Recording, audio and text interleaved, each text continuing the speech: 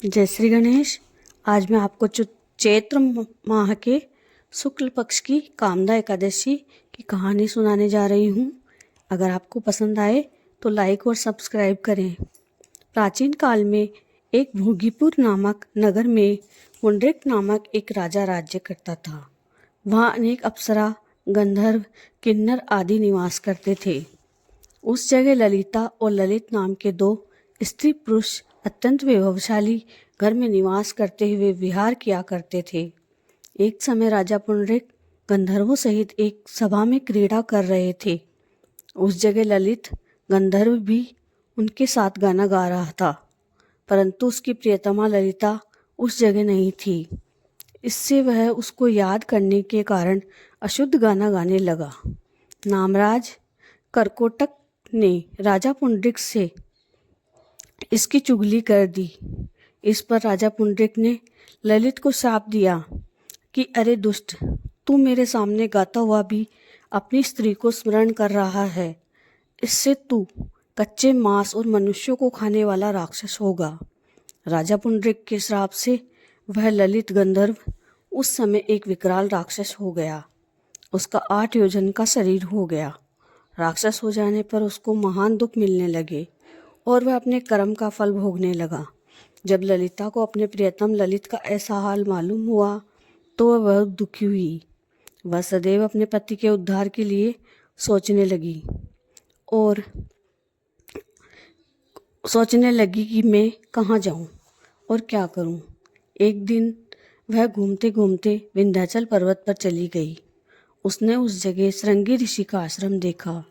वह शीघ्र ही उस आश्रम में गई और उस ऋषि के सम्मुख जाकर विनय करने लगी। उसे देखकर श्रृंगी ऋषि बोले, हे सुभगे, तुम कौन हो और यहाँ किस लिए आई हो? ललिता बोली, हे मुनि, मैं वीर धनवा नामक गंधर्व की कन्या ललिता हूँ। मेरा पति राजा पुंडरीक के शाप से एक भयानक राक्षस हो गया है। आप राक्षस योनि से छूटने का कोई श्रेष्ठ उपाय बतलाइए। तब श्रृंगी ऋषि बोले, अरे गंधर्व कन्या ललिता, अब चैत्र माह के शुक्ल पक्ष की एकादशी आने वाली है। उसका नाम कामदा एकादशी है। उसके व्रत करने से मनुष्य के समस्त कार्य सिद्ध हो जाते हैं। यदि तू उसके व्रत के पुण्य को अपने पति को दे देती है तो वह शीघ्र ही राक्षस योनि से छूट जाएगा।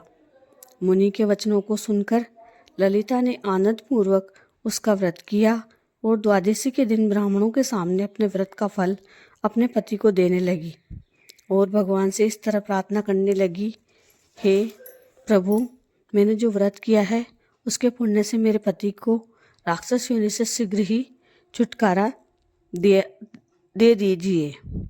एकादशी का फल देते ही उसका पति राक्षस की योनि से छूट गया और अपने पुराने स्वरूप को प्राप्त हुआ। वह पहले की भांति ललिता के साथ विहार करने लगा।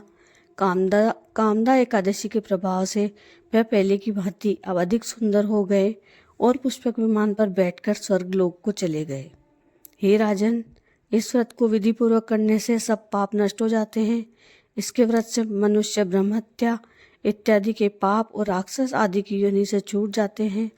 इसकी कथा व महात्म्य के श्रवण व पठन से वाजपेयी यज्ञ का फल प्राप्त होता है। जय श्री गणेश।